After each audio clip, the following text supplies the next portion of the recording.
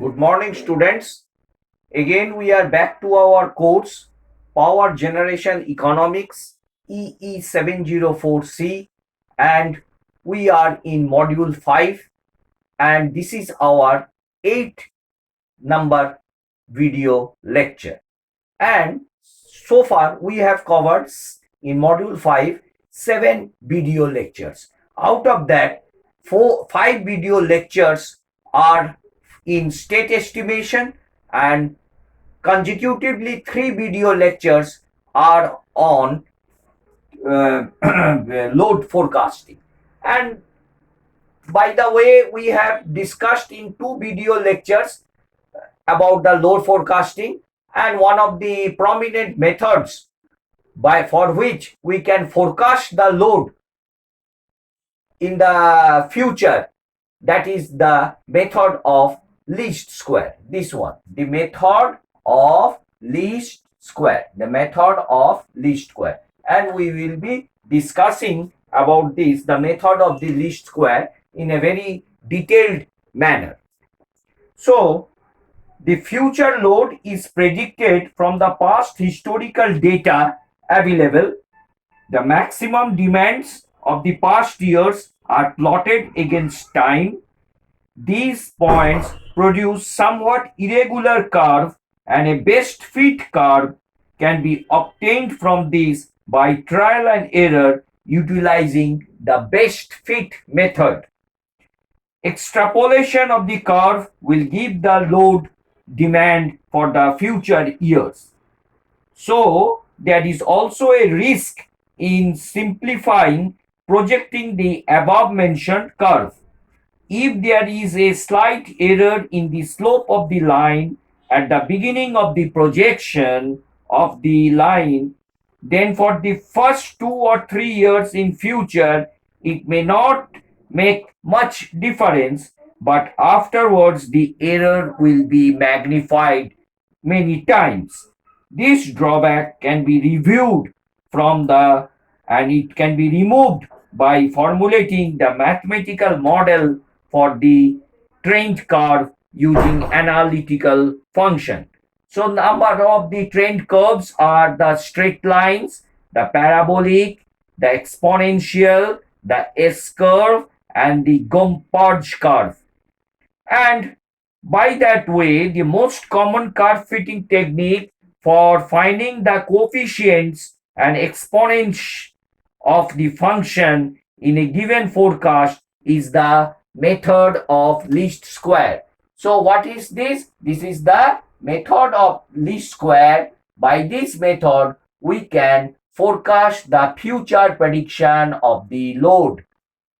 Now, at any time, the exponential demand is always expressed. The exponential demand is expressed in analytical function in this form. You see the demand, we are writing the demand in this form. PD is exponential. This is an exponential function, exp.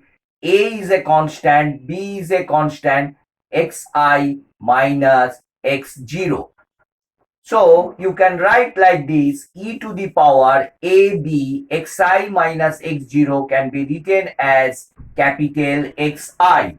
Now what is xi? Now xi is the ith year in which the peak load demand is there. So xi. So which year the peak load demand? Suppose the data we have collected for last 15 years. We will be projecting that data for the coming 15 years. So past 15 years data is to be projected through the method of the least square, and we will be predicting the load for the future coming 15 years. So the ith year in which the peak load demand is there. So out of the past history, suppose in the 15 years, suppose the 9th year the peak load demand is there. So x9 is the ith year, that is the 9th year in which the peak load demand is there, and x0 the basic year.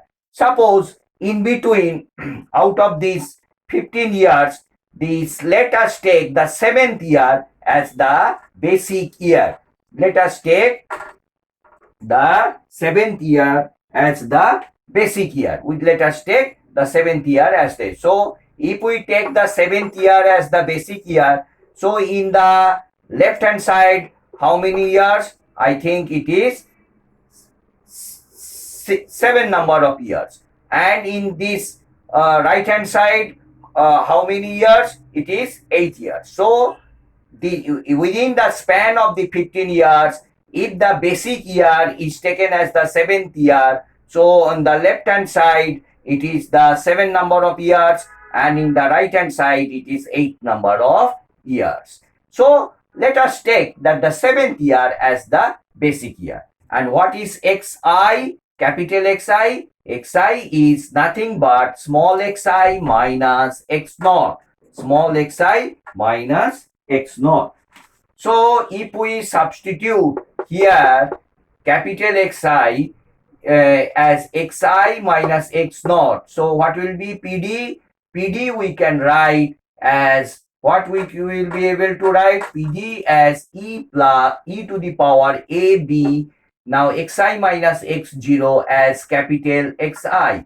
Capital Xi. Now capital Xi is the ith year where the peak load demand is there. Peak load demand, and this is the base year. Let us take the base year as the middle center here, and let us do the problem. Now if we take the logarithm on the both sides, ln PDI is equal to ABXI. Now if we substitute ln of PDI as YI, if we write ln of PDI as YI, then YI equals to A plus B into XI. A plus B into XI. So up till here, I think it is very much clear to you. So in place of ln of PDI, so where we have written YI is ln of PDI. You have to remember this. YI, we have taken the YI function as ln of the demand at the ith year. So yi equals to ln of PDI. So what is the expression we are getting? So you are seeing that the exponential demand, the demand is increasing, obviously. Now if the load demand in 2020 is something about maybe around 5,000 megawatts, so it is an exponential increase after 15 years. So it is an exponential increase function, and all of you know what is the nature of the exponential function. It is e to the power x. How the graph is plotted? It is like this. It is like this. This is an exponential function. So as the time increases, the function increases. This is a exponential function. So finally we have got that the yi in terms of, we are converting the exponential function into a linear equation. Yi equals to a plus b xi. So the exponential function is transferred to a linear expression. So yi equals to ln, where yi is what? Yi is equal to ln of PDI. Ln of PDI. So yi equals to ln of PDI. So this is the general term. So y1 equals to ln of PD1, y2 equals to ln of PD2, dot dot dot, yn equals to ln of PDN. So if we want to find out the first year, so what will be the y1? Ln of the first year demand. So what is PD? PD is the exponential demand at the first year. So demand.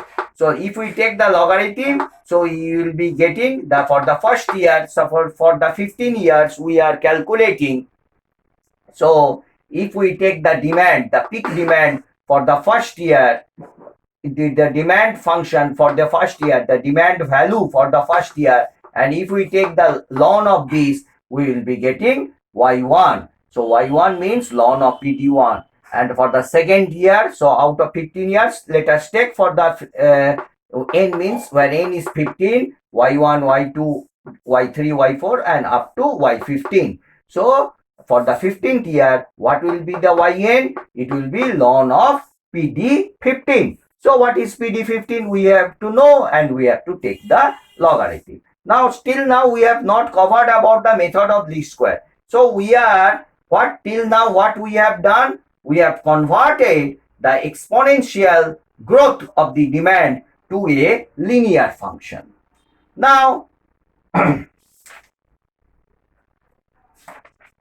now you can write down corresponding to various elements of xi's, there are various yi's and the values of yi's are randomly distributed and drawn. For an exponential growth, we have which represents a straight line as figured.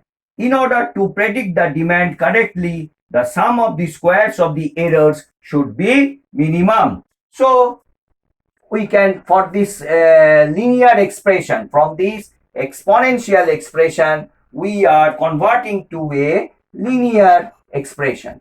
So obviously this equation is y equals to mx plus c. So this is a what? This is a linear curve. So this part is your xi. This part, this x-axis is xi.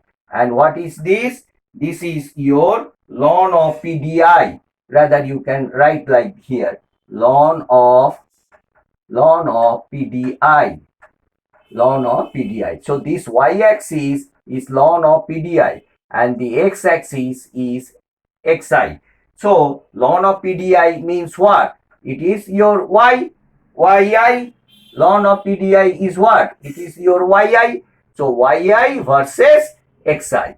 And you are getting a curve like this. So your somewhat point is like here somewhat point, here somewhere point, here somewhere point, and here somewhere point, and this is the actual curve. The points are like this. So we have to take the errors minimum. So this error, this error, this error, this error, and this error. So all these errors, the squares of the sum of the errors should be minimum.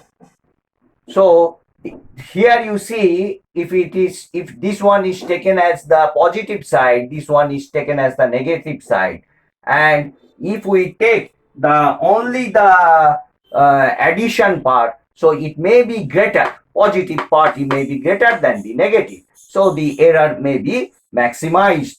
The error will grow to a certain erroneous more value in the coming future trend. So we have to take the square. Now if we take the square, the sum of the squares, so this square plus this square plus this square, so this square, the sum of the squares should be minimum. So what is your function? Yi. So yi minus a plus bxi. So this error, so this one is the error, and summation from I1 to n. So n number of years. So y1 minus a plus bx1 plus y2 minus a plus bx2 whole square, all the whole square. So all this sum you have to minimize. So this is a mathematical expression. This S means we are denoting this whole sum of the squares. S means sum of the squares. So from I1 to n, yi minus a plus bxi whole square should be minimum. So for the find out the minimum, we have to take the first derivative, and remember we are evaluating the constants. We are evaluating the constants a and b. So here xi and the periods and the yi are known to us, because yi is a function of the demand. We know the past history demands. So what is yi? Ln of pdi. So that is unknown, that is fixed. And xi, what is xi? The in which year out of 15 years, which year the load is peak load is there. So let it be the ninth year. And what is the base year? So that is also fixed. So xi equals to xi minus capital Xi is equal to xi minus x naught. So we have to calculate what should be the value of a and b such that the sum of the squares, that is the method of least squares, is minimum. So we have to take that. So though it is seen that a and b are constants, but we have to take the derivative with respect to a and with first derivative with respect to a and first derivative with respect to b. And if we take the first derivative, we have to del s by del f, as it is a partial derivative. Del s by del a should be equal to 0 and del s by del b should be equal to 0. And for the minimum value, so del square s, del b square should be greater than 0. So that is the two conditions we have to prove it. Now mathematically you see, this is the square. So 2 will come here and y minus a, this one will come here, and this y1 is 0 minus, now with the a we are taking, so this becomes minus 1 and that's equals to 0. So from here the constant part is minus 2 and this equal to 0. So yi equals to a yi, the summation of yi, I is 1 to n, and summation of I to n equals to a plus bxi. And from here we will be getting separating n into a plus b coming outside, and summation of I1 to n xi. So this is our the first equation. So if we want to find out the value of a, this equation is mandatory. This equation is necessary. So what is the final equation we are getting? From the first derivative, del s by del a equals to 0, we are getting this equation. We are getting this equation. Very nicely you have to know. The summation of I 1 to n yi equals to na plus b I summation of I1 to n xi. So this is the first condition. So now del s by del b equals to 0. So this one, so here now we have to take the derivative. Previously we have taken the derivative with respect to a. Now we will be taking the derivative with respect to b. So del s by del b, the first derivative, I equals to 1 to n. Now again this one 2 will come here, and this yi becomes 0 and this a becomes 0. So this one becomes minus xi. So b we are taking. So what is the remaining left? Minus xi equals to 0. So again so minus 2 will come out here. So yi into xi should be equal to a summation xi plus b summation xi into xi square. So under this condition, del s by del b equals to 0 for this partial derivative. For this partial derivative, del s by del b equals to 0, we are getting the second condition. To calculate the value of b, we will be getting like this. Like this. Please write it down. So again I am repeating, I equals to 1 to n yi xi is equal to, this is equal to sign yi xi equal to sign a, I equals to 1 to n xi plus b, I equals to 1 to n xi square. This is equation number 2. This is equation number 2. So this equation and this equation will yield you the values of a and b to find out the predicted load by the method of the least square. Now again, I am rubbing this part.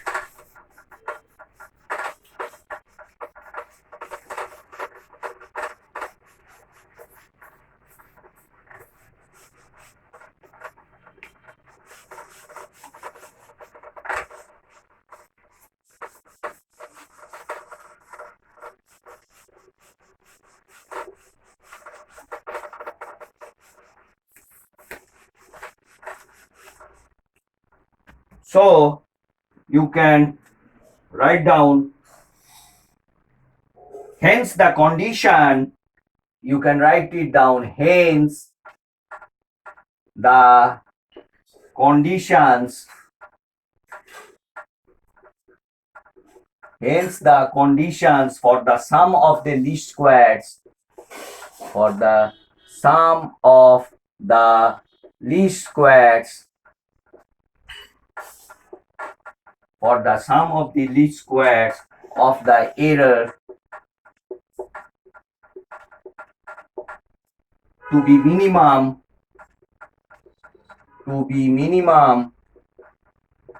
gives the two equations, gives the two equations. If this is the consideration, if summation, this is one of the good assumption. This is one of the good assumptions we are taking. Why? That I will be explaining. Why summation of I equals to I1 to n xi is equal to 0? Because in a period of 15 years, suppose this is the first year, and if we take x naught, that is the base year, x naught as the seventh year, so here some positive part and here some negative part, and all the peak load, the peak load is suppose the ninth year we are taking, and you will be seeing that the positive and the negative part will be equal to 0. So if we assume that the summation of from I1 to n xi, and xi is what? Capital Xi. Capital Xi is nothing but xi minus x0. Xi minus x0 is capital Xi. So the peak year minus the base year. So this assumption, what is the base year? Suppose the base year we are taking as the 7, and what is the peak load year? This is suppose the 9. So when you will be summation from the first year to the the 15 years, you will be seeing that all the summations will be equal to 0. That when we will be solving some problems, you will be understanding more in details.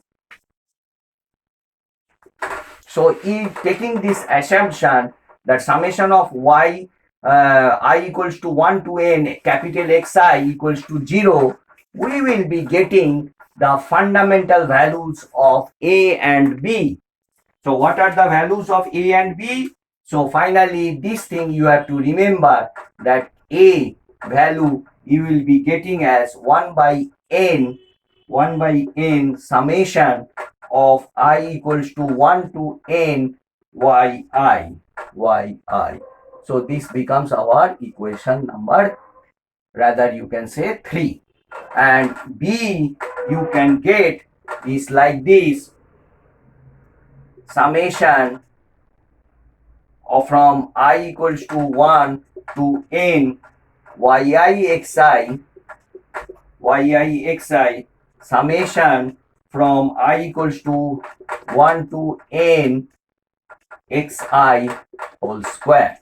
So this is our equation 4. So under what condition these two expressions come?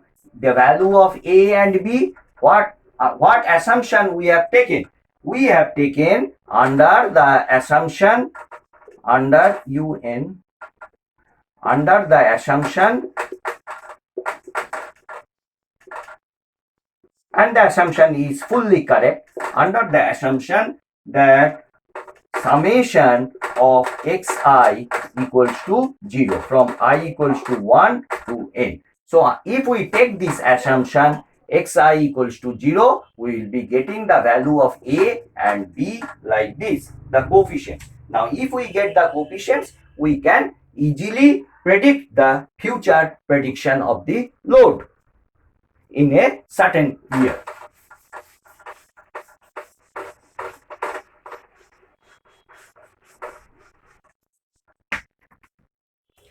So one of the problems is like this. Suppose the problem is like this. In 1990, and the various years are given: 90, 91, 92, 93, 94, 94, and 95, and 96. The past years, the peak load has been given like this, the peak loads. And years, this is the past years, and this is the peak load. Now, what is the peak load? The peak load in megawatts is 57, then it is 59, here it is 74, here it is 75, here it is 81, here it is 89.5, and here it is 98.5, 98.9. So what will be the prediction in 2004? In 2004, what should be the amount of the predicted load? So we have to tabulate in this form.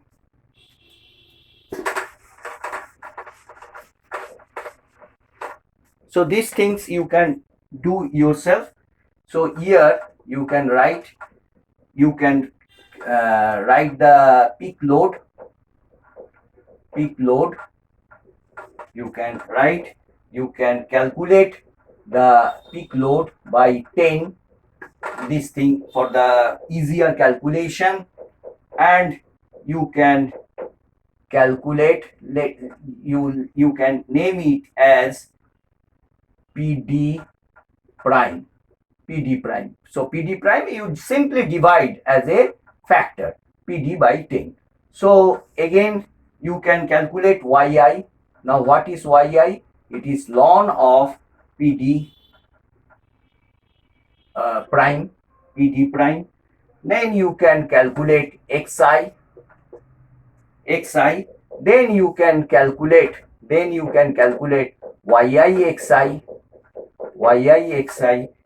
can calculate xi square. So these are the things given. So you know that it is the peak loads years, different years. Here it is 1990, then 91.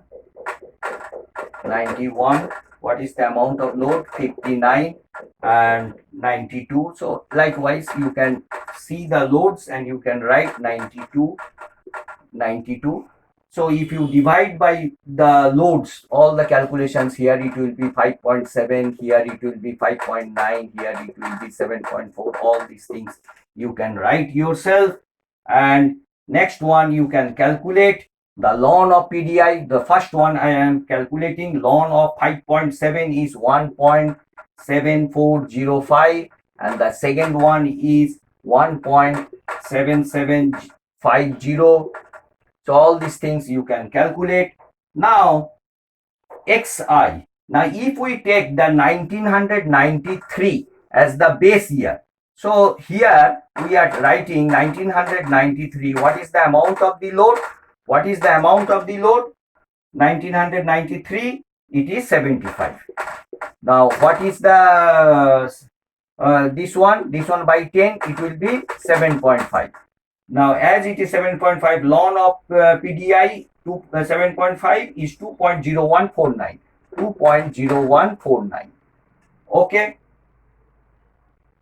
2.0149. Now if we take this one as the base is 0, so here it will be -1, -2, -3, and here it will be obviously 1, 2, and 3.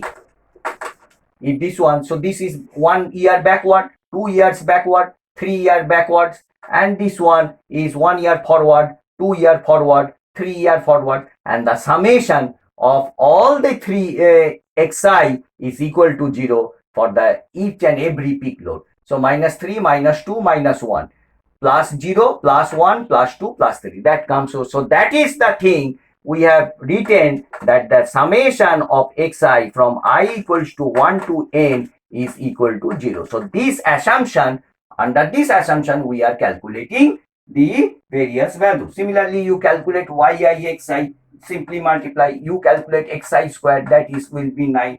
So all these things, if you calculate, you will be simply getting the value of a as 1 by n summation of yi, summation of yi. I think if you do this, all the summations, you will be getting 2.01529, and b you will be getting as 0.092029, and you can predict the amount of the load by getting the values of A and B. Okay, thank you students. We will be meeting in the next class. Thank you.